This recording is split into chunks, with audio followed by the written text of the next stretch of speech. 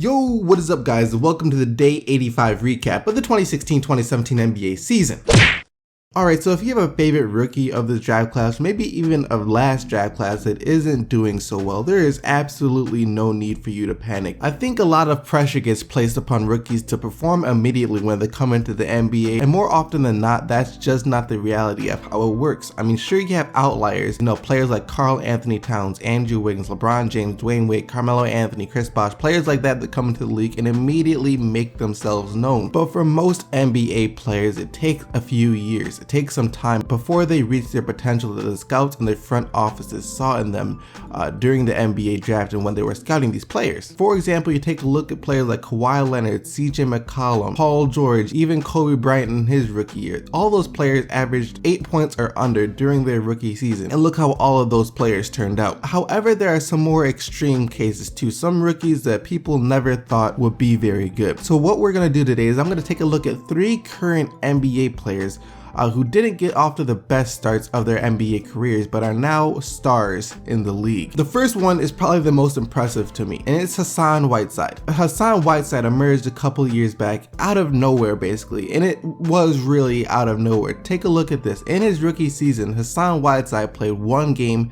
and 2 minutes, scored no points, grabbed no rebounds, no blocks, no assists, didn't even attempt a field goal, but had 2 fouls and only played in 2 minutes in the NBA in his rookie season. He was drafted by Sacramento and spent most of his 2 years there, the majority, basically all of his 2 years there in the D-League, and was eventually released by the Sacramento Kings after his guaranteed 2 years were up. After that, he was playing in a lot of different places, even as far as China and Lebanon. But then he eventually got contacted by the Memphis Grizzlies. They took him to training camp and worked him out to see what he was made of, and then they cut him before the regular season started. So he wasn't having the best start to his NBA career by any stretch of the imagination. He seemed like Hassan was just another player that would just fade away. And then he got another shot. He got one more shot given to him by, of course, the Miami Heat, who needed another big man before coming into the season. Just a third string big man just in case things got kind of iffy for them. And of course, the rest is history. Hassan Whiteside eventually got his chance to shine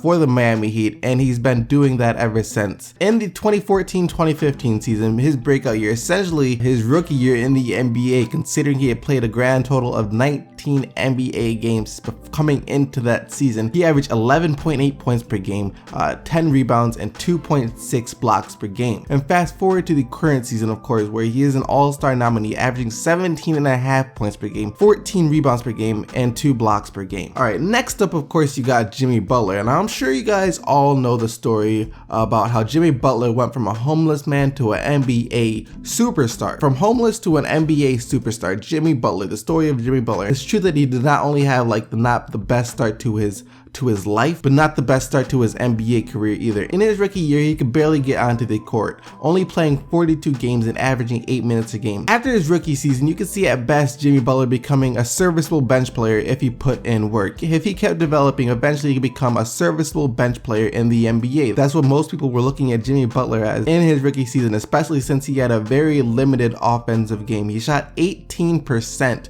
from 3. He came into the league as a slasher and a defender. But the thing with Jimmy Butler was his work ethic. He was willing to put in the work to become something much bigger than people thought he could ever become. So he continued to work and work and work, and his game continued to show it. Now you look at him this year, and he's having one of the best seasons out of any NBA player so far. 25 points per game, 7 rebounds, and just under 5 assists. So Jimmy Butler is the walking proof that hard work and determination really do pay off. And lastly, I have Draymond Green, the 35th pick of the 2012 NBA draft by the Golden State Warriors. And the funny thing about this is Draymond Green can actually list every player in order that was drafted before him. I'll have the link to that video down in the description box, but it's pretty funny to watch. This was a guy that was kind of seen as undersized. He was a guy who coming into the league was seen as an undersized power forward. He was seen as an undersized power forward. I mean, at 6'7", 230 pounds, that's normally the build of a small forward. He wasn't the best shooter. That was the main thing. He was seen as an energy slash defensive small forward or undersized power forward, however you want to look at it. And it showed in his first year. Now, he did manage to play in 80 games and get 13 minutes a game, in which he scored 2.9 points per game and grabs 3.3 rebounds per game. Now, nothing too impressive. Like Jimmy Butler, it was seen that he could become, an energy type guy off the bench, a guy that will give you energy, bring you some defense, maybe get you some rebounds off the bench. And for the first couple of years, that's basically what he was, the energy guy off the bench. In his second year, he averaged 6 points per game, 5 rebounds per game, and around 20 minutes per game. But sometimes what it takes is someone believing in you, someone seeing something in you that no one else, quite frankly, has seen before.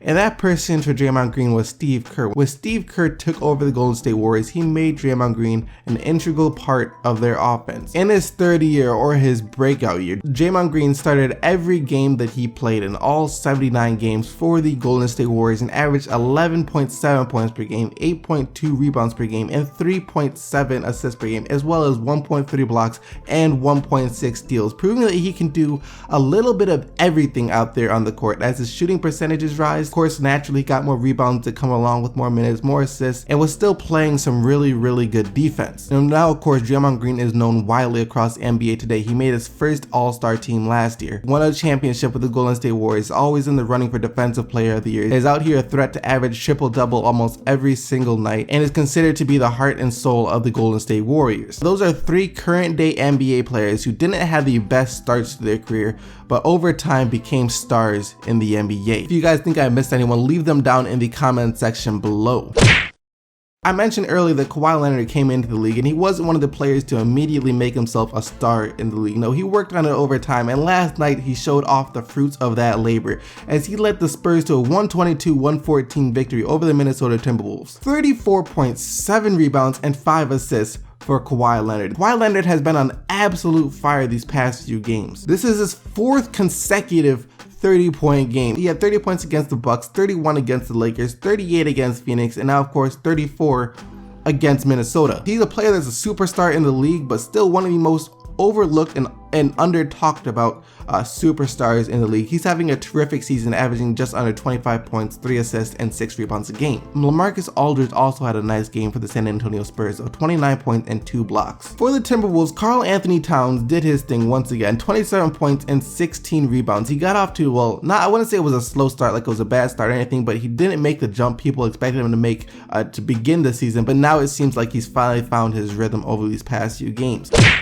Surprise, surprise, the Miami Heat beat the Houston Rockets last night. Who could have saw this one coming? 109-103 was the final score. 21 points, 8 rebounds, and 8 assists for Goran Dragic. Almost a triple-double for him. And Hassan Whiteside, the guy I talked about earlier, had a solid game. 14 points and 15 rebounds. For the Rockets though, James Harden had a monstrous triple-double, but the rest of the team just couldn't make any shots. The Houston Rockets shot 9 of 39 from 3. Live by the 3, die by the 3, and they died by the 3. 9 of 39 from 3 isn't going to beat you many NBA teams. James Harden though, 40 points, 12 rebounds, and 10 assists on the night. I talked about Jimmy Butler too, and unfortunately for him, he wound up taking a salty L to the Dallas Mavericks. Jimmy Butler hit a go-ahead jumper in the final seconds of the game to put the Chicago Bulls up in what looked like was going to be the game winner. But Wesley Matthews had other plans for the Dallas Mavericks as he hit a 3 right after that, to give the Dallas Mavericks the win. 99-98 was the final score. Harrison Barnes, 20 points for Dallas Mavericks, and S. Curry came in with 18 points, and no, it's not Steph, it's his brother. Jimmy Butler played his heart out once again though for the Chicago Bulls, 24 points, 9 rebounds, and 12 assists. Speaking of stars that don't get that much attention outside of the Toronto Raptors fans absolutely love this guy. DeMar DeRozan went out there and balled out last night against the Brooklyn Nets. DeMar DeRozan was out there killing it for the Toronto Raptors. 36 points, 11 rebounds, 6 assists for DeMar DeRozan. And he had to do it because there was no Kyle Lowry for the Raptors last night. But you know what? No Kyle Lowry, no problem apparently for Corey Joseph. He stepped up and balled out. He stepped up and went off. 33 points for Corey Joseph in the absence of Kyle Lowry, who I believe was out due to rest.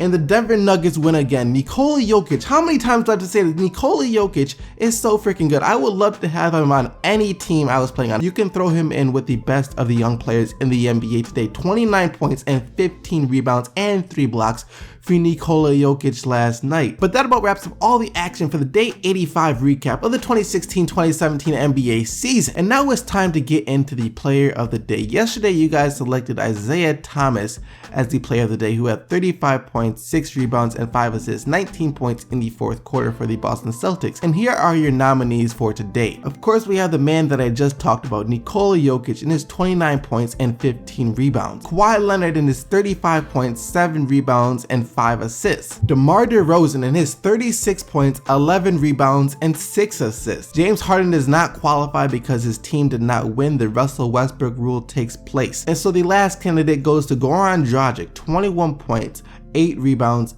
and 8 assists. So you guys can go vote right now on the Mino Hardwood NBA app. The link to the poll will be in the description box as well as in the comment section down below. Other than that, I hope you guys enjoyed the video. Leave a like on the video if you did, and don't forget to subscribe for more daily NBA videos. And you guys already know that I'll be right back here tomorrow with some more NBA fire. So until then, keep getting the buckets, Team SDC, and I'm out of here. Peace!